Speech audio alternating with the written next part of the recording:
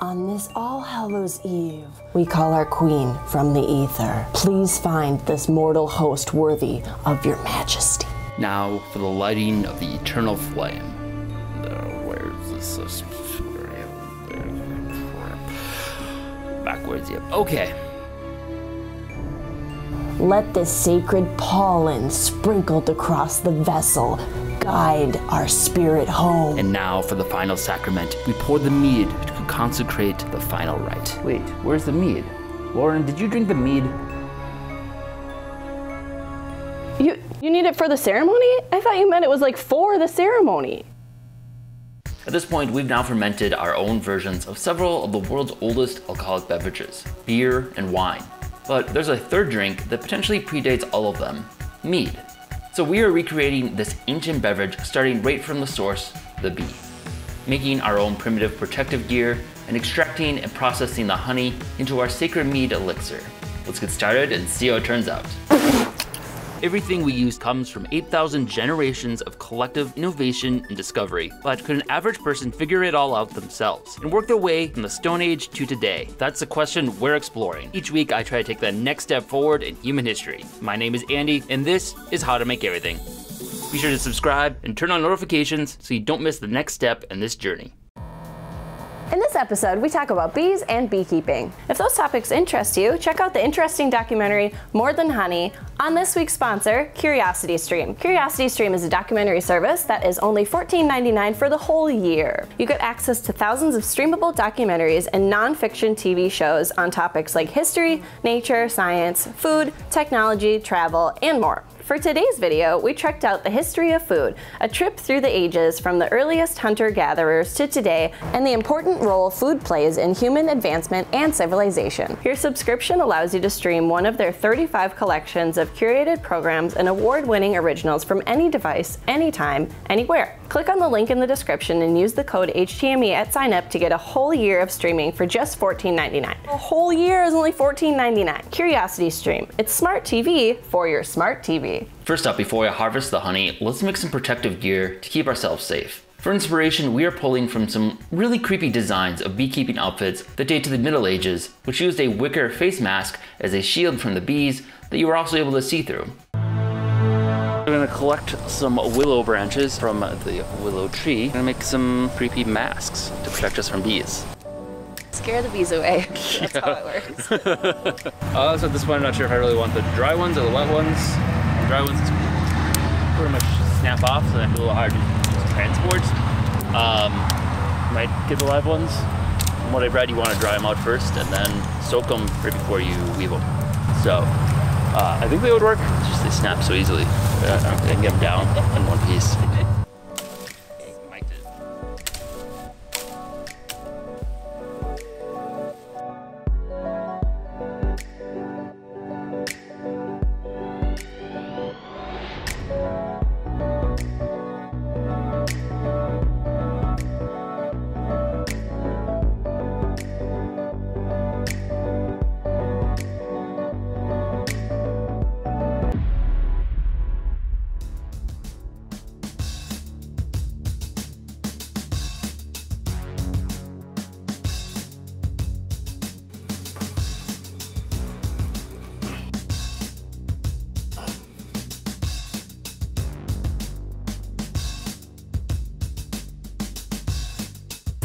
Yeah, you can see.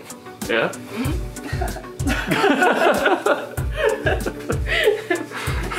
See here.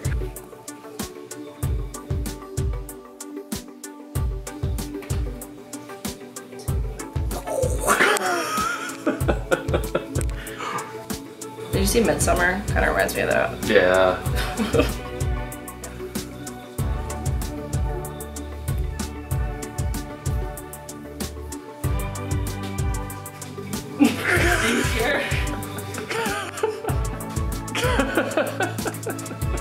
Safety gear all made. Next, we paid a visit to Ames Farm to collect some of their honey with owner Brian. I'm Brian from Ames Farm, established in 1994.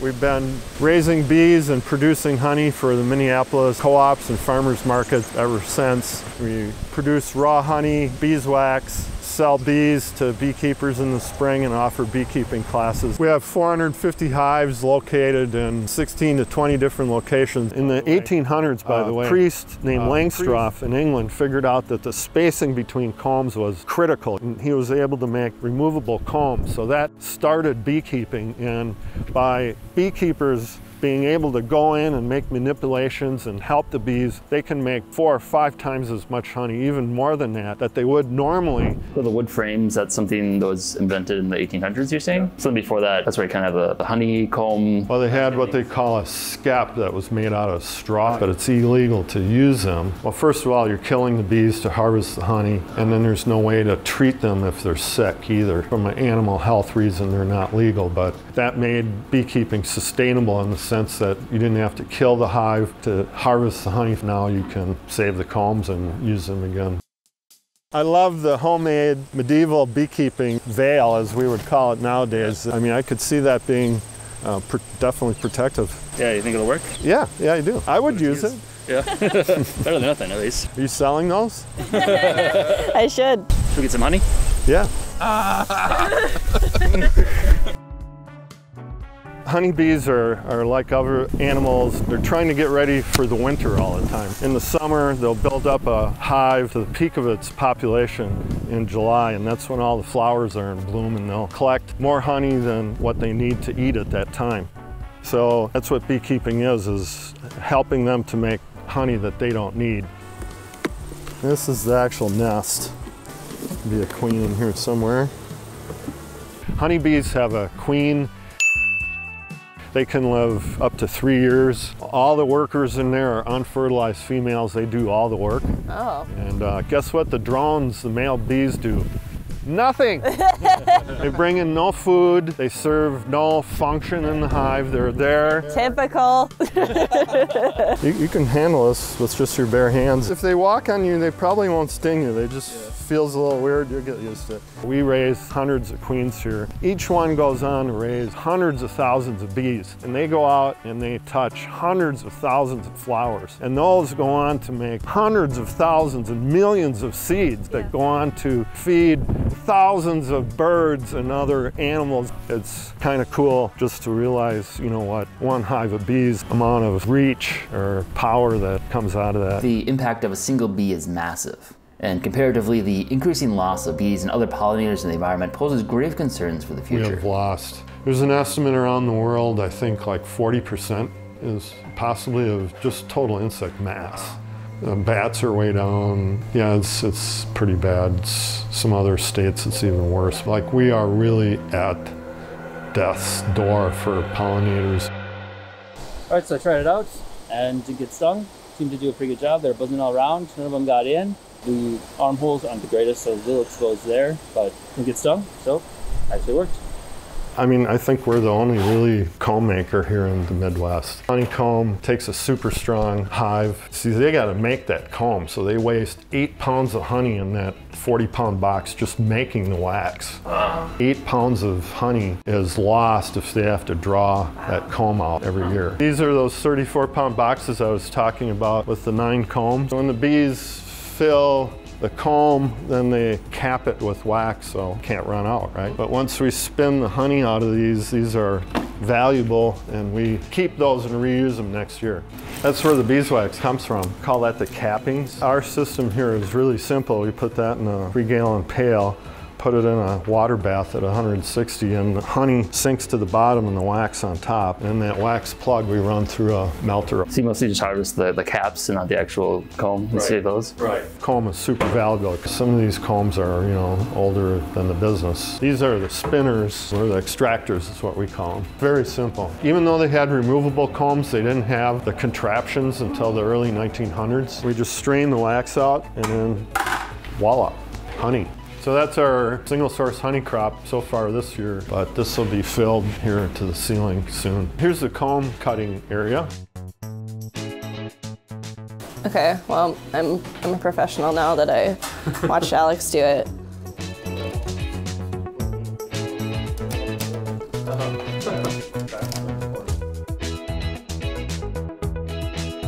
Oh, it just looks so pretty. It's amazing, really, when you think about it.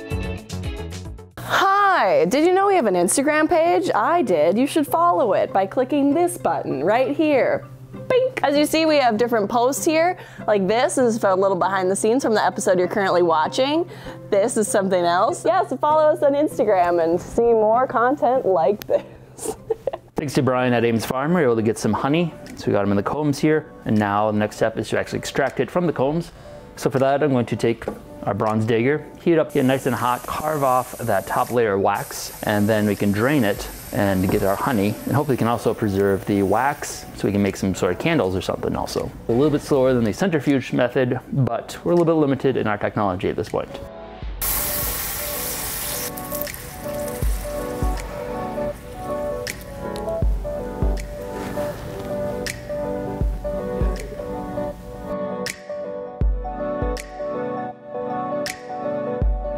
All right, so this is taking way too long, so let's do it the easy way. Ew. Somewhat satisfying, somewhat disgusting.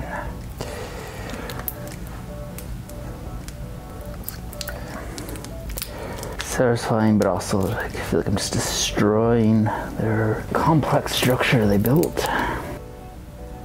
Sounds like bubble wrap.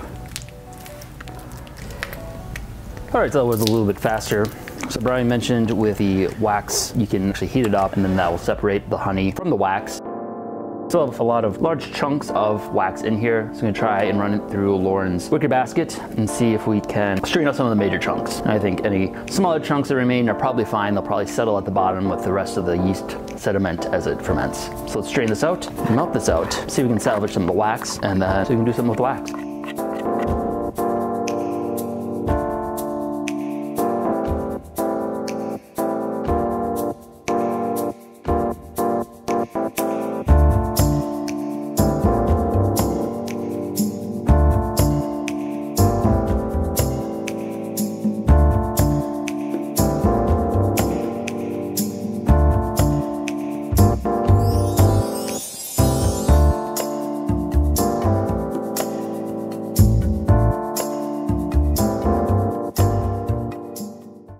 With the leftover wax, Lauren used them to make some candles for some mood lighting later.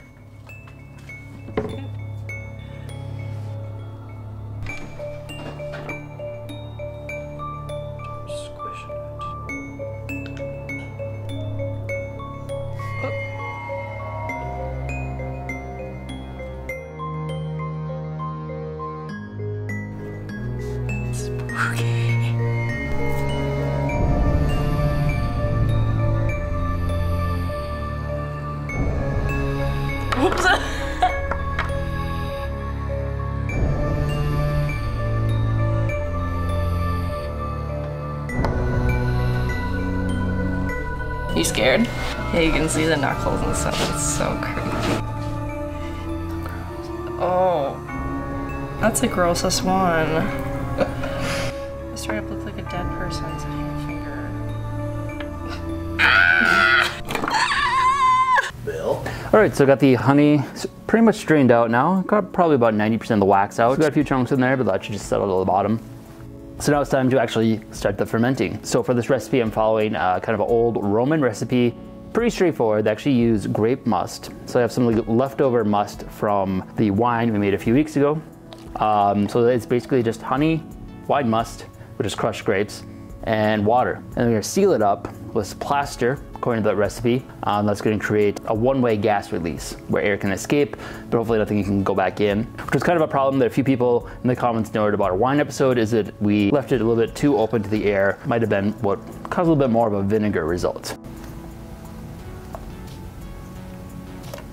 So, according to this recipe, the solution is to seal it with plaster on the top, and that's porous enough to let the gas vent out as it produces carbon dioxide while it ferments, but not enough to let oxygen in. I'm gonna try that and see if it works. Then as a control, I also just have a modern carboy here, so we can actually see what the fermentation will look like. All right, it's now mead.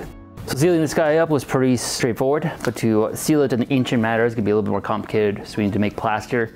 It's not really clear what type of plaster, because there's a few different types. but I'm suspecting it's lime plaster, which was common for the era. So it's basically made by equal combination of sand and lime, which is basically roasted limestone that's then pulverized. Something I've done before in the past and will be doing again pretty soon in an upcoming video. Just mix those together with some water, should make a plaster, and we'll cover that around it, and that'll create a somewhat porous seal on it. It should hopefully allow just enough for the gases to escape and none to go back in.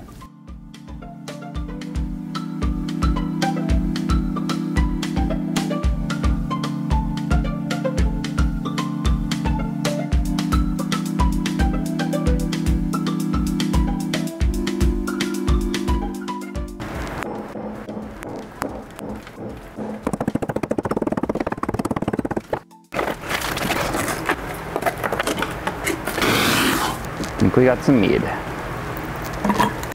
Then there's too much dust in there.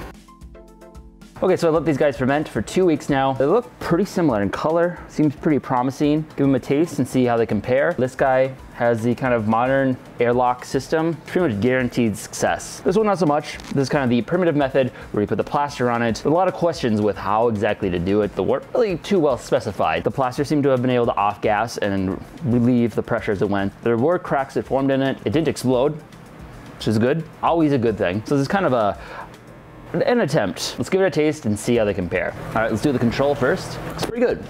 That tastes like a good mead. Very smooth, a little sweet, a fair amount of alcohol, I can tell. Mead itself seems to be kind of pretty mellow and not a ton of flavor to it. Overall, turned out pretty good. And then here we have the one we did with the primitive fermenting vessel, and let's see how it tastes.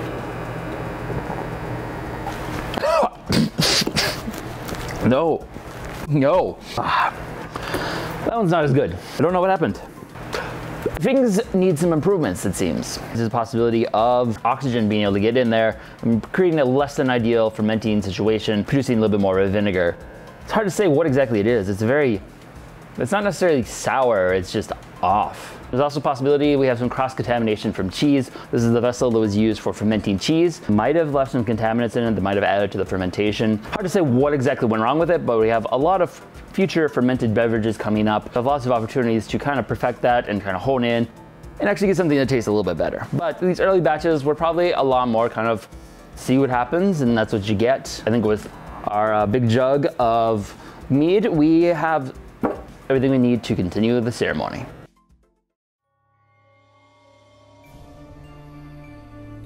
Okay, so Lauren drank all the mead, but we made a new batch, so now we're gonna give another crack at resurrecting our queen bee.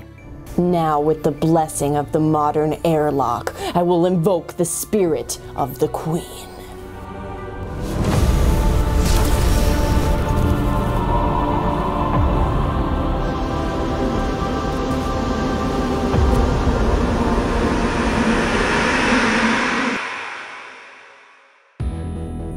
If you enjoyed this video, be sure to subscribe and check out other content we have covering a wide variety of topics. Also, if you've enjoyed these series, consider supporting us on Patreon. We are largely a fan-funded channel and depend on the support of our viewers in order to keep our series going. Thanks for watching.